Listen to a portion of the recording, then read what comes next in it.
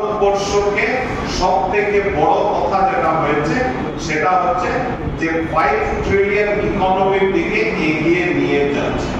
নরেন্দ্র মোদী যখন ক্ষমতা লাভ করেছিলেন দেশের অর্থনীতি 11 নম্বর পজিশনে ছিল। 11 নম্বর পজিশনে ছিল। আই রিপিট, 2014 এর আগে 200টা দেশের মধ্যে ভারতবর্ষের পজিশন 11 নম্বরে ছিল। আজকে 10 বছর পরে 2014 31 মার্চের পরে যে রিপোর্ট বেরিয়েছে সেই রিপোর্টে দেখাচ্ছে Bharatvarsha 5th largest economy of the world. I repeat, 2027 এর মার্চের রিপোর্ট যখন বেরোবে, by this growth rate India will become the 3rd largest economy of the world. Narendra Modi জি বলেছেন এটা আমাদের গ্যারান্টি। কোটি জনসাধারণকে আমরা ফ্রিতে রেশন দিয়েছি 2020 থেকে প্রতি বছর। গরিব 50 কোটি লোককে আমরা ব্যাংকিং সিস্টেমের মধ্যে এনেছি থ্রু জনধন ব্যাংকিং অ্যাকাউন্ট। এই 34 লক্ষ কোটি টাকার মধ্যে 80% টাকার অপচয় হয়নি। এইরকম ব্যবস্থা নরেন্দ্র মোদী জি করে দিয়েছেন। 5 লক্ষ টাকার ইন্স্যুরেন্স, যার জড়িয়ে আয়ুষ্মান ভারতের অধীনে চিকিৎসার ব্যবস্থা আমাদের সরকার করে দিয়েছে। আমাদের একটা নির্ণয় নেওয়া হয়েছে, আগামী দিনে আমরা ভারতবর্ষের 70 বছরের ঊর্ধ্বে যারা above 70 age group of the country, তারা whatever be their economic status, তারা poor হোক, middle class হোক, upper middle class হোক, every senior citizen in the country will get the benefit of treatment up to 5 lakh rupees per year. এটা 4 কোটি মহিলাদেরকে পাক্কার ঘর দিতে সক্ষম হয়েছি বিগত 10 বছরে।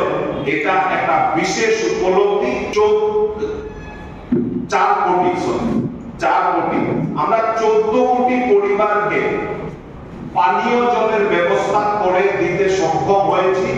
তাদেরকে ঊর্ধ্বে উঠানো হয়েছে। আগে আমাদের অনেক সরকার বলেছিল যে আমরা গরিবের সরকার, কিন্তু প্র্যাকটিক্যালি দেখা গেছে যে তথ্য আমাদের সামনে Indian statistical survey of India তুলে দিয়েছে। সেই তথ্য অনুযায়ী বলা হয়েছে বিগত 10 বছরে 25 কোটি ভারতবাসী দরিদ্র সীমার ঊর্ধ্বে উঠেছে। নারী 10 কোটি মহিলাদের বাড়িতে রন্ধন গ্যাস ফ্রিতে পিএম উজ্জ্বলা যোজনার অধীনে দেওয়া হয়েছে। ট্রিপল তালাকের যে প্র্যাকটিস ছিল সেই প্র্যাকটিস থেকে মুক্তি দেওয়া হয়েছে। শৌচালয়কে নরেন্দ্র মোদী ইজ্জত ঘর বলে অভিহিত করেছেন। সেই 11 কোটি মহিলাদেরকে ইজ্জত ঘর বানিয়ে দিয়েছে। মিশন ইন্দ্রধনুষের অধীনে 6 কোটি মাতা, 6 কোটি গর্ভবতী মহিলা আর প্রসবের পরে বাচ্চাদেরকে মিলে প্রায় 6 কোটি সেই রকম মা এবং বাচ্চাকে ভ্যাকসিন দেওয়ার বন্দোবস্ত। মহিলাদের জন্য আরেকটা বড় কাজ যেটা হয়েছে সেটা হচ্ছে প্রেগন্যান্সির জন্য ম্যাটারনিটি লিভ পুরো ভারতবর্ষে 12 সপ্তাহের ছিল। মানে 3 মাসের বেশি কোনো প্রেগন্যান্ট মহিলা ছুটি পেতেন না। এটাকে বাড়িয়ে ডাবল থেকে বেশি, মানে 26 সপ্তাহের ম্যাটারনিটি লিভ নেওয়ার প্রভিশন আমাদের সরকার করে দিয়েছে। কোটি মহিলাদেরকে মাতৃবন্দনা যোজনার অধীনে ম্যাটারনিটি সার্ভিস পাইয়ে দিয়েছে, তাতে পুষ্টিকর খাওয়া, তাদেরকে বাড়িতে মনিটরিং করা, এইগুলোর ব্যবস্থা আমাদের সরকার করেছে।